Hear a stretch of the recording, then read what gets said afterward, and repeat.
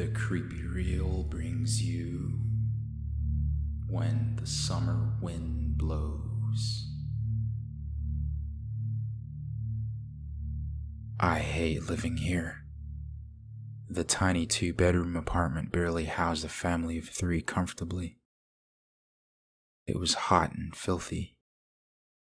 Paint stripped off the walls year after year and nothing seemed to work. There was no building maintenance and my father refused to fix or upgrade anything in a place he cannot call home. Can you blame him? We made a conscious effort to only lay our heads there for a good night's rest, or as good as 4 hours of sleep can be.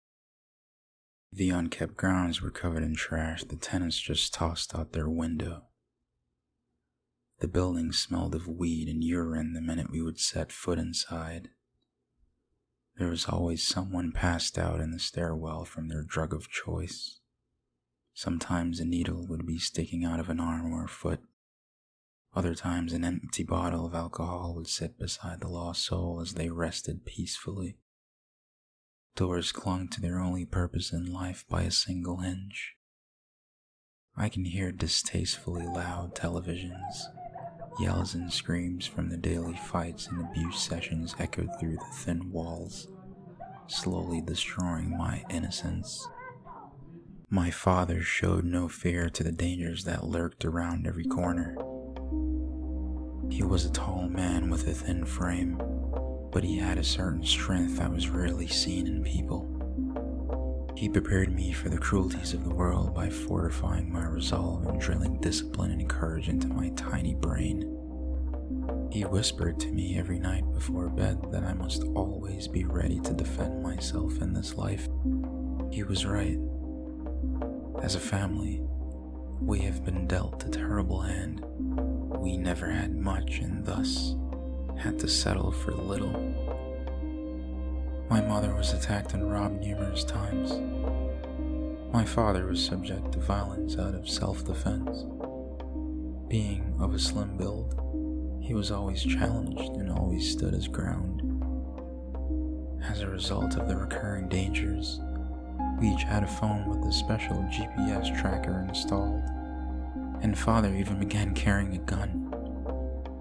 It was relieving to have a sense of extra safety and security. I was their everything. They held me close and protected me every step of the way. My mother did suffer trauma from the prior events. As a result, it made her jumpy just being in public. Her body a mound of tension and anxiety. But her heart was solid gold, and she possessed the soul of a true giver. She remained loving and nurturing despite the horrors we suffered. We were perfect together. Walking home that night behind the shield of my father, my mother mentioned that she found a house for rent on the other side of town. She hurriedly pulled the phone from her purse to share her discovery. My father nodded in agreement and made a comment about being broke before handing me the device. It was like nothing I had ever seen before. At least, not in this reality. I was mesmerized by the possibility of moving, but I quickly suppressed those thoughts for fear of disappointment, as we were never destined for great things. I briefly overheard my mother mention something about part-time work for a therapist before we hurriedly made our way inside Hell's Gate, as I like to call it. Locking the apartment door behind us, my father got me ready for bed as I could hear my mother's feet dashing around the apartment, followed by her frustratingly yelling, "I can't wait to move out of this place." A comforting kiss on the forehead from him before exiting the room was the perfect remedy to the nightmare. As I drifted off to a better place, I could hear the news reporter through the paper-thin walls from the apartment next door. She mentioned an alarming number of missing persons. I heard her read down a list of local town names which were all unrecognizable. She advised residents to exercise extreme caution as the police have no suspects or witnesses. I wondered how much worse this life can get. How much more would we have to withstand? Every day feels like one step deeper into despair.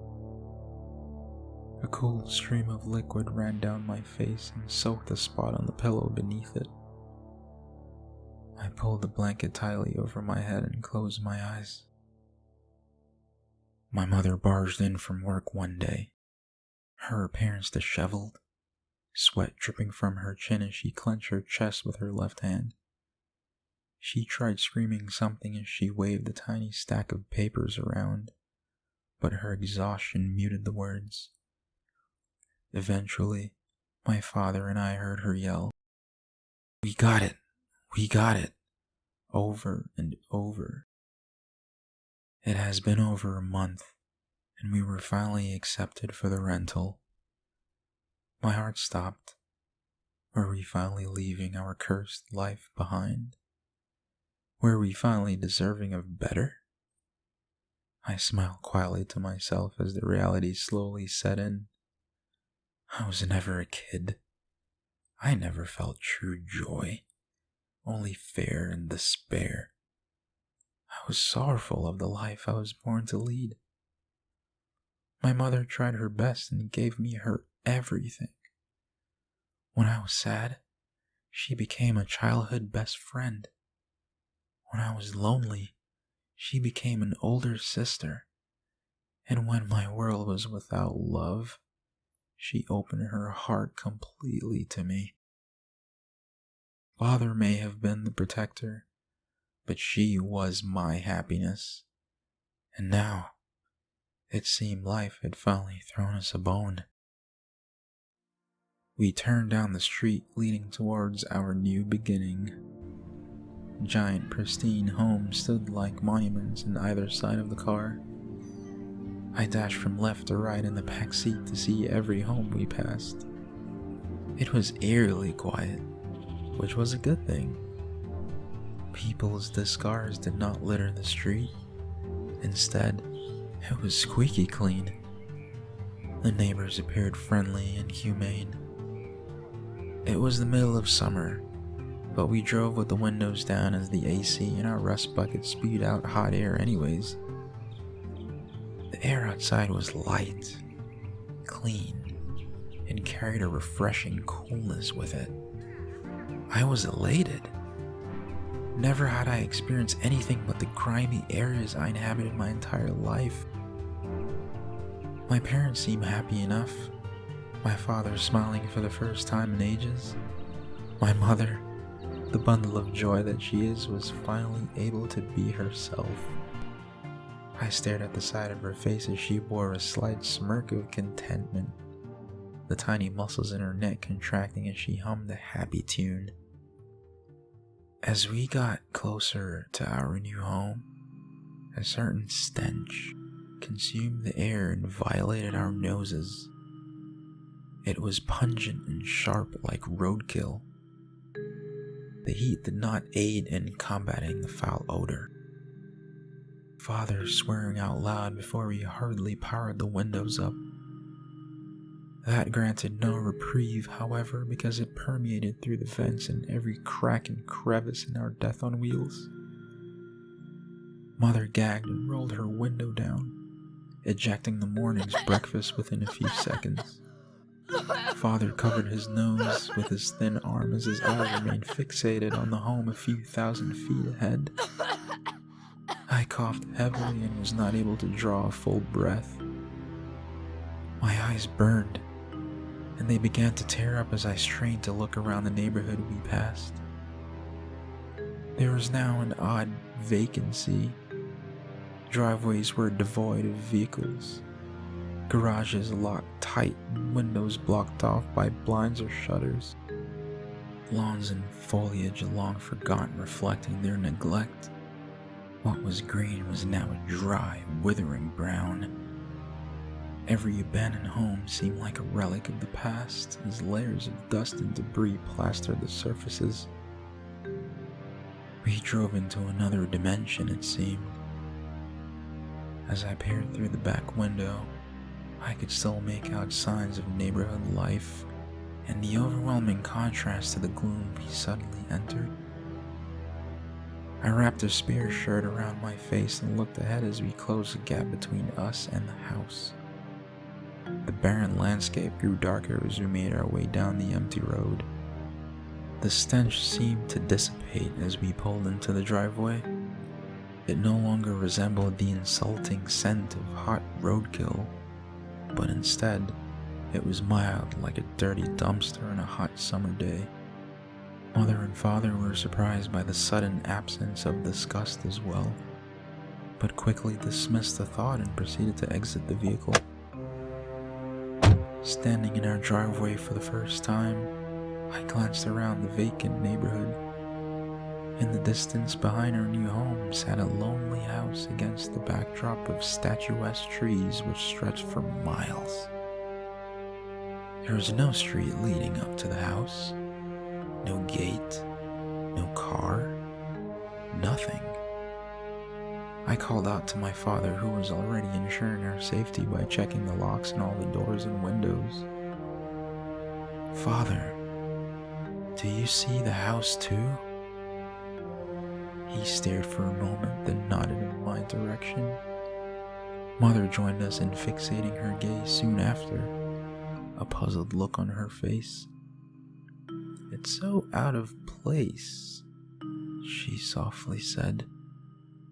The trees shifted and swayed from a breeze which seemed to disturb them. The strong breeze traveled for almost a quarter mile, it seems, before assaulting us. When the summer wind blows, we should not feel its warmth. When the summer wind blows, we should always take shelter. When the summer wind blows, it brought the odors of death with it. I may be young, but the scent identifies itself whether you have experienced it before or not. Mother's long flowing hair danced in the wind before she ran behind the house, the sound of her bile defying gravity as she forced the contents out of her stomach. Before father could call to her, his eyes swelled and a dry, uncontrollable cough erupted from his mouth. The summer wind blew again as both my parents seemed to be on the brink of death, and then everything went black. I awoke to the sounds of chatter and rustling, my world still fuzzy as I witnessed my father unwrapping the last of 3 packages on the table next to me. Sitting next to the boxes were gas masks. The landlord knew. They knew this was toxic and chose to withhold that information. They knew where to market. They knew how to trap a desperate family. We were stuck here for at least a year. Amid our desperation, we hardly accepted the first sign of escape. I was angry at myself for ever thinking we were finally getting lucky. We will endure. We have endured much worse before. Father demonstrated how to securely don the horrific mask. It was heavy, stifling, and unfashionable. It resembled the headgear of a hazmat suit, fitted with a replaceable filter around the protruding mouthpiece. There was also a letter, along with newspaper clippings in the final box. I fiddled with the mask as he read it aloud. The clippings were about the stench. Nothing more than a mild odor that began 2 years ago. The city flushed the sewer systems and water lines on a regular basis. Vacancy spiked in our community over the past 6 months due to the odor's growing foulness, which they still could not find. The letter was an apology from the dirty landlord. He apologized for the stench, the living conditions, and his deceit. He vowed to make our conditions more than comfortable, To which my father responded, "You damn well better." The remainder of the night was filled with unpacking and familiarizing myself with the new home. Mother made work arrangements for the morning at the therapist's office, a role she secured before we moved. In overhearing their conversations back at Hell's Gate, the therapist was a world-class surgeon turned psychiatrist with an exponentially growing clientele. It sounded like an easy and familiar opportunity for Mother. I was happy for her. The darkness engulfed our corner of the world. The empty homes revealed blackened windows and an overwhelming feeling of isolation. I stared down the street through my bedroom window, growing envious of the illuminated homes and their sense of community. Don't get me wrong, we were happy, because this was better than anything we've had before. Aside from the smell which had not pierced the home, this was bliss. As Father planned the day ahead for us, Mother was dressed up from head to toe. She smelled like flowers and wore an endless smile all morning. She woke early to prepare a large breakfast for us and to tidy up afterwards. I stood in the doorway with her as she looked down at me, still smiling. She dropped her gas mask to the floor and kneeled to meet my height. She gently gripped my shoulders and looked into my eyes, reiterating how proud she was of me for being strong, and that she would not have wanted any other life with any other child. I giggled loudly as she smothered me with kisses and tickles. "I love you, Pumpkin." She installed her mask in one sweeping motion and shifted it left to right to ensure it was airtight. One hand on the doorknob, she turned to face me again, blowing a kiss beneath her mask, only to fog up the glass screen. We both laughed to the point of tears before she departed. I watched her drive down the street, towards the sun and over the hill, until all that you could see was the roof of the car. And then she was gone. I do not know why a tear slid down my cheek. Maybe it was the moments of joy we shared, how beautiful she looked and smelled, or because for the first time in years, my mother was genuinely happy. Father and I filled the time with more unpacking. We laughed at how serious we were in family photos, decided on paint colors, and deep cleaned everything from the ceiling down to the floor. How does a house get dirty if no one's lived there? There was an odd amount of dust, which resembled tiny gray snowflakes more than dust itself. Odd, I thought to myself. Headgear in tow, we surveyed the exterior. Any form of horticulture was impossible for Mother out here. The stench and lack of shade would pose a problem. As Father used the garden hose to clean the film of dust off the windows, I noticed my white shoes were already covered in the gray film. Bending down to dust them off, I noticed the grass all around me was layered with this stuff. My eyes gravitated towards the direction of the house in the distance against the trees. Its empty isolation was ominous. Without reason, fear overcame me as I gazed at it, and the trees danced, followed by a gust of the summer wind which brought with it the blunt force of its stench. Its potency slightly evaded the safety of the mask. I held my breath and ran to the safety of my father. He felt it too. We rushed to the front door, dusting ourselves off before entering our haven. We sat there for the remainder of the day in silence. Our inability to escape the stench was overbearing. For the next 3 days, we all confided ourselves to the safety of the house. Mother sacrificed herself every day while Father made phone calls trying to find work. The haunting reality of the dire situation began to sink in. We were stuck here. Too afraid to go outside, too afraid to walk the town, too afraid to breathe it in. We were already sick. I had trouble breathing.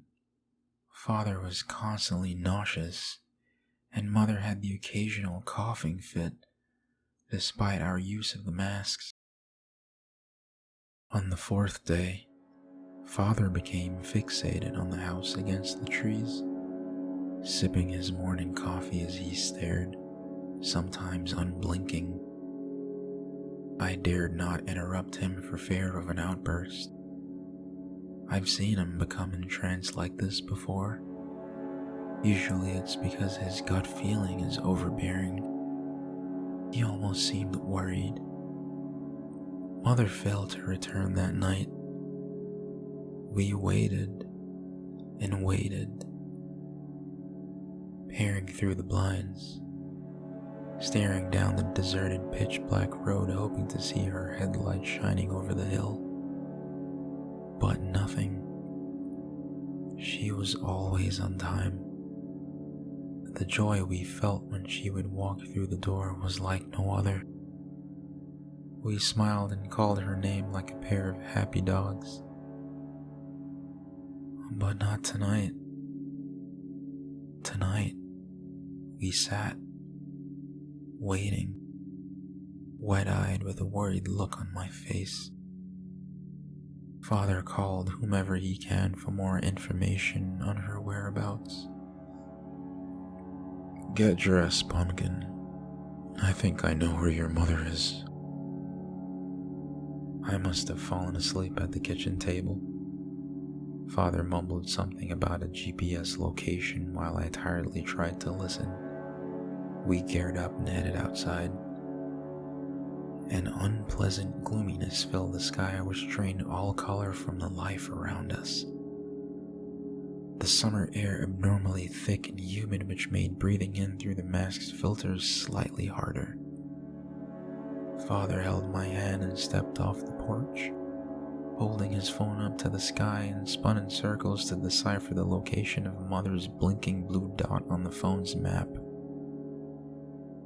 After a short while, he stopped and stared, unmoving. I followed his stare.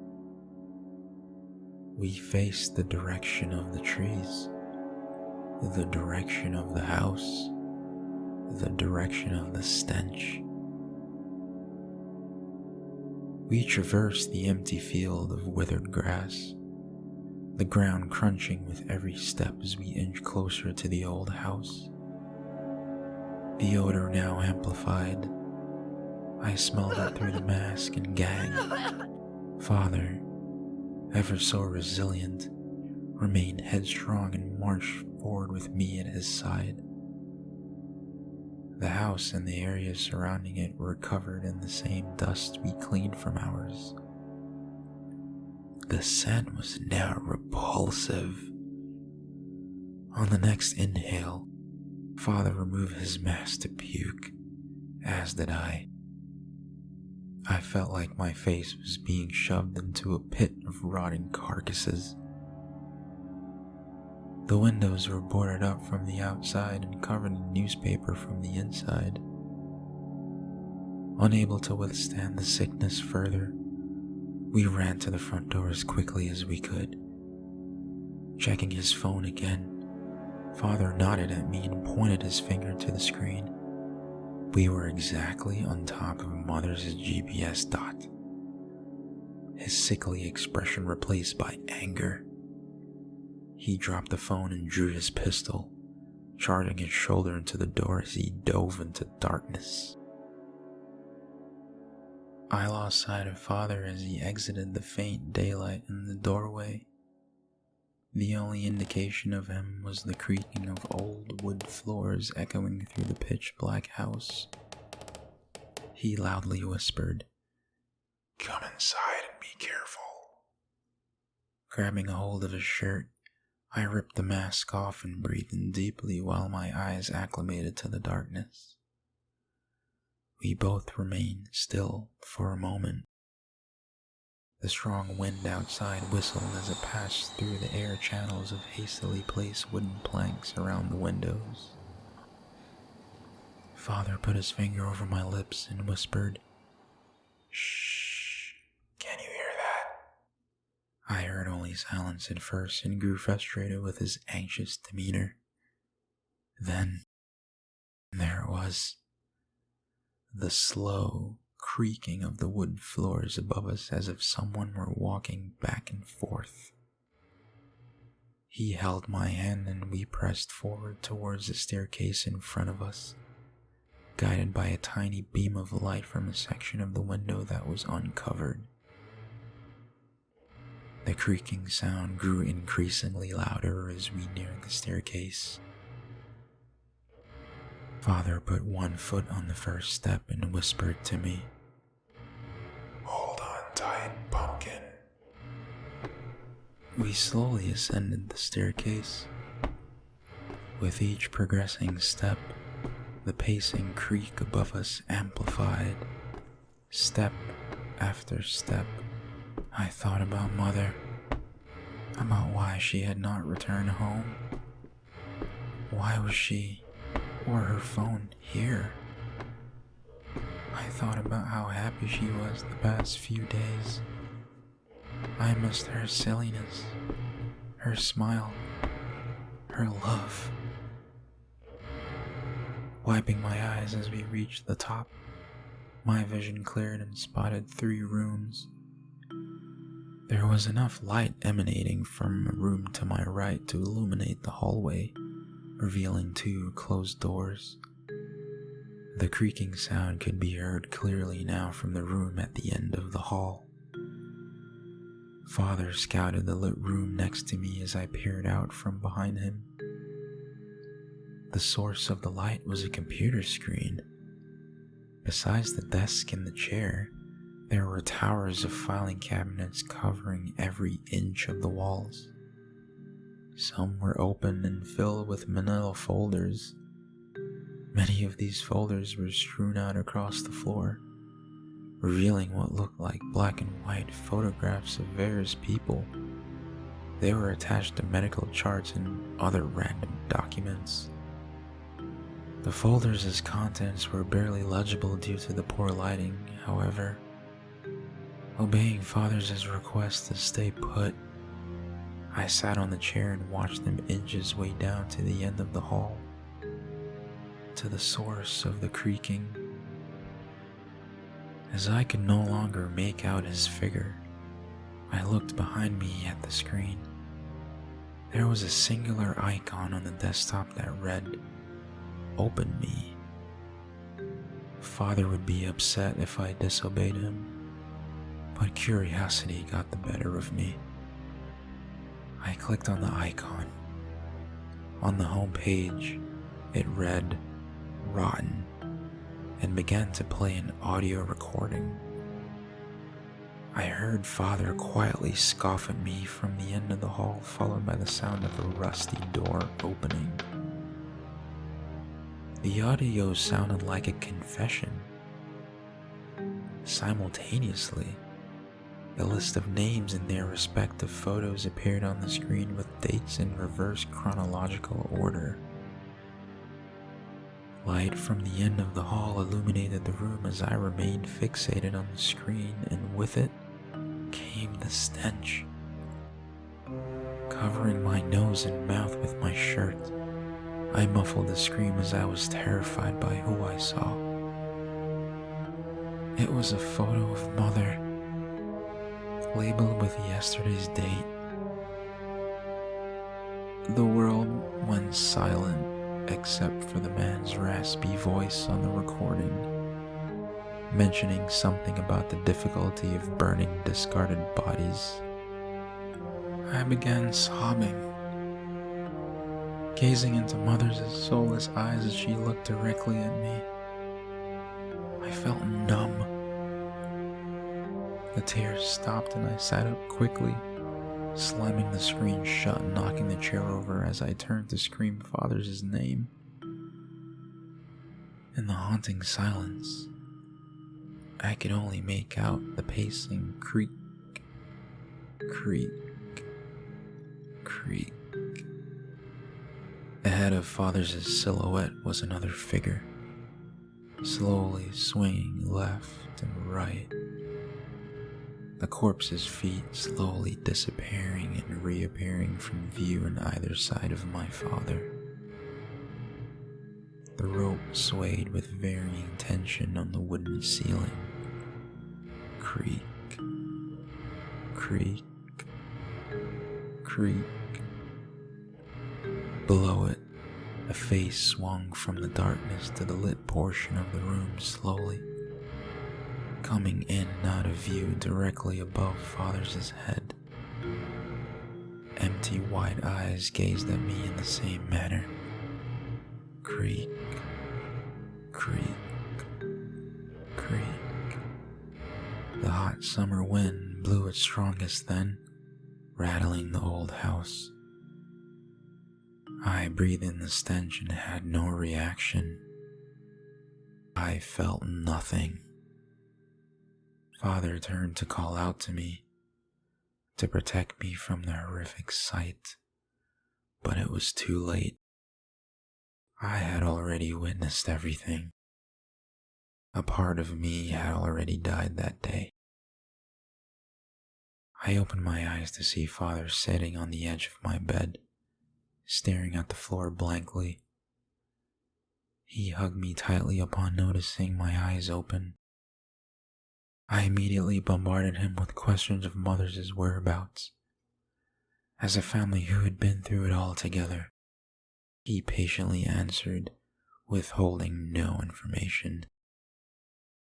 The psycho in the old house was an exiled surgeon who was practicing illegally under the cover of a hypnotherapist. His agenda was apparently to cure the world, targeting people who had a more fragile past. Mother applied to be his receptionist, and he preyed on her damaged mind. He was the cause of the growing number of missing persons. The police could not find the source of the stench before, but his confession revealed that it was the smell of countless bodies that he burned underground. He dumped the ashes and remains in the woods next to his home. The dust that covered the entire area was not dust at all. It was the hundreds of people who disappeared over the past 2 years. It was my mother.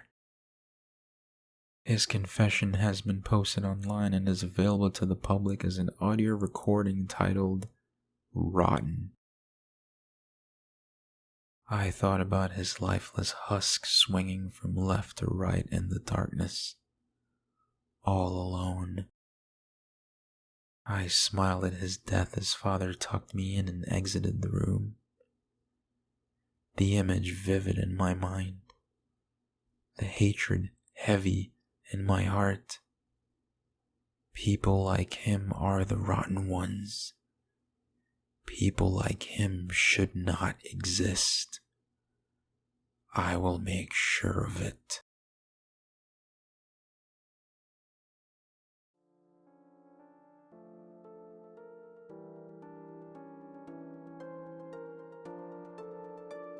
This story is an original creation by me. If you enjoyed this video, please remember to like, subscribe, and share, as new content will be uploaded weekly. To submit a story request or stay up to date on my uploads, follow my subreddit and Twitter. All links in the description below. Thank you, and stay creepy.